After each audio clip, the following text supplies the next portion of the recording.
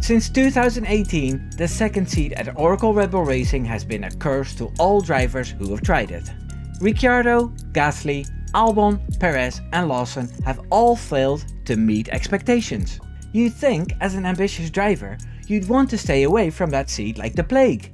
However, stories keep emerging of drivers who want to drive there or feel hard done by for not getting the seat. Let's see who these drivers are and what they've said. I'm Wimbo. Here's 3 seconds to leave a like. A lot has been said about that second seat at Red Bull. For a long time, the media and the F1 fandom have claimed the drivers who took the seat were just bad drivers. Ricciardo did very well against the young unpolished Max Verstappen, and after that it was thought the drivers were just not good enough. That was the simple solution. However, Pierre Gasly has scored podiums and a win after his short period at Red Bull and is team leader at Alpine now. He's highly regarded as a top midfield driver now. Alex Albon is the team leader at Williams, and I think a podium might happen this season. In any case, he's not the bad driver people thought he was when he was demoted from Red Bull after the 2020 season. Sergio Perez did wonderful things in his midfield cars before he went to Red Bull, where he scored wins and podiums, but things gradually got worse for him. Slowly but surely, Formula 1 outlets have started to realize something is going on with the car development and Max Verstappen's ability to handle things. I think Jenson Button described it best when he explained that the people who develop the car love drivers who can handle a car as closely to what the simulator points out as being the fastest. Red Bull has been pushing the limits of what a driver can handle from a car because Max Verstappen can handle so much. However, at the end of the record-breaking 2023 season, Verstappen and Perez started complaining about the car, especially its balance and the small operating window. They tried to make it clear that this wasn't sustainable, especially since Checo had no confidence in the car anymore. This was clear in the number of poor results and crashes. Pierre Rocher heard it all, but since they were still winning, he didn't want to do too much about it. Band-aids were stuck on the problems until Red Bull weren't dominant anymore in the second half of 2024. And Verstappen had to cling on to the lead he had to win his 4th championship. I suppose it's a hard choice to make.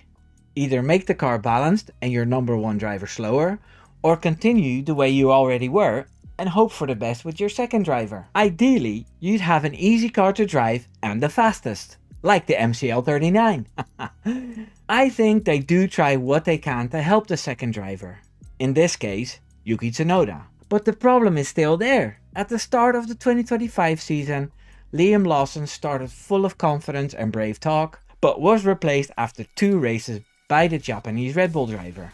I have heard this might have had something to do with Lawson's contract situation, but I'm sure he and the team expected more from him. So it was Tsunoda's turn, who's doing a little better. The problem is that if he tries too hard, he crashes, and if he drives safely, he's too slow. It's all because of how edgy the car is developed, because it's the quickest way to have the car, and Verstappen can handle it. The solution for the second seat at Red Bull would be a driver with the same amount of talent as Verstappen. A driver like Michael Schumacher, who can handle a car with a ridiculously loose rear. The drivers who moan about not getting a shot at Red Bull are not those drivers. Let's see who they are. The first driver who has mentioned the Red Bull seat recently is former Mercedes driver, currently their reserve driver, Valtteri Bottas. He was a guest on the Beyond the Grid podcast and was asked about it. Here's what he said. I think they know I'm keen to race. They know that I would be available for next year. It just got put down quite quickly because I think there's certain persons or a person within the Red Bull organization that, for some reason, is not a big fan of mine. But that's life. I don't know if they look outside their academy. They have so many drivers, they've got their junior team as well. They also talked about how Red Bull would perhaps benefit from a more experienced driver, to which he said, I don't know their mindset on that. Right, okay, so we have a driver who was outscored by Joe last season, finished 22nd in a 20 driver competition, and was replaced by Ollie Behrman, a rookie, or Nico Hulkenberg, who never scored a podium. Does he really think he's the guy that can tame the difficult RB21 with his loose rear? I highly doubt it. He is used to the Mercedes balanced package with the overpowered engine, and yet he still thinks he can make that second seat work and blames, most likely, Helmut Marko for not liking him.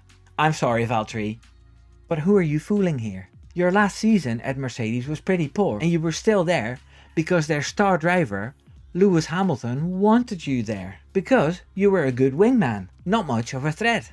Seeing how volatile the silly season was last year with many openings all over the grid, it seems a bit silly to talk about Red Bull as the other 9 teams also didn't want you, despite all this experience. Now, I might sound really harsh on Bottas here, but I do like the guy. He's grown into his role as an F1 driver and he's cheered up a lot. He just needs to realize his days as a driver are done. I don't think Cadillac wants him either. So the reserve role is what it is for him. Nothing to do with Red Bull, who have already been criticized for not putting Lawson forward, or Tsunoda. People wondered what the junior team was good for if they hired outside of their pool of drivers. Remember? Okay, so who's next? It's Carlos Sainz, who was once part of the Red Bull team. He was also a guest on a podcast, on the El Cafelito podcast. That's where he said, Red Bull didn't want me. Those who know about F1, I think they know why Red Bull didn't want to sign me. I spoke with Red Bull, of course, and they weren't there. I think those who know Formula 1 will know why Red Bull didn't want me. Nothing against Red Bull and their decisions, but I did have to make a life for myself with someone else. He also said he didn't know if Max Verstappen had anything to do with the decision. He told them to ask him. Carlos Sainz is another driver whom I really like, don't get me wrong.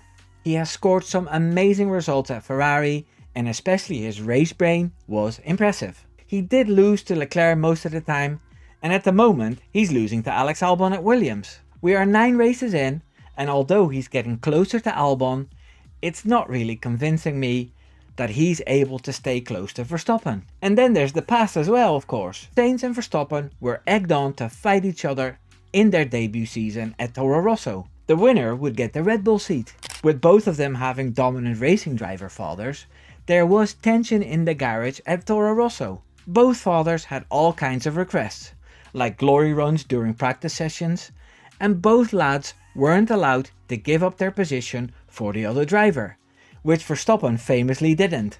Now Sainz Sr. and Verstappen Sr. are not that involved anymore, and despite what everyone thinks, they get along with each other just fine. They text each other their rally crashes all the time. After Sainz realized he wasn't going anywhere with Red Bull, he went to Renault, then McLaren, then Ferrari, where he was replaced by Lewis Hamilton, who's ruining that decision now. So now Carlos is at Williams, and he seems happy enough. I've heard he was disappointed that none of the bigger teams wanted him. Mercedes passed him up to put Antonelli in that seat so he wouldn't leave. The reason Red Bull did not take him is pretty simple too. They have their own juniors, first of all. There's no guarantee that Sainz would be able to handle that hard to drive car, as he struggles with the Williams now, and he comes with a backpack, as we say here in Holland. He's a diplomat and he's very clever. I don't think Red Bull would be able to handle that on top of the issues they have already. There's enough internal fires to put out as it is. So I completely understand why Red Bull didn't pick him, and I think he knows it too. He was just venting. Stop venting, Carlos! That brings me to the next driver. It's young Ishaq Hadjar, who said that he's ready for whenever he gets the call. It amazes me that these kids are so confident in their abilities that they jump at the opportunity to go alongside Max Verstappen in that cursed seat. Despite all the evidence against it, they still want to do it.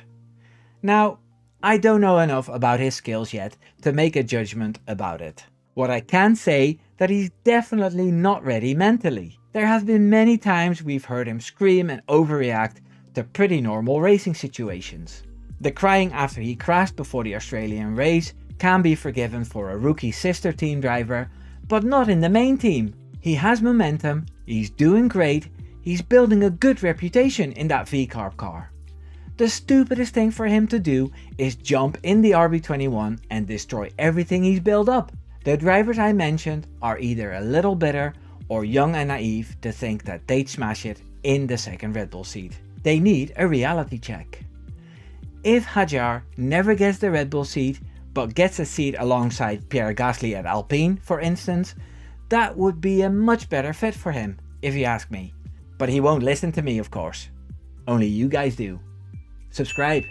Take care now. Doei doei.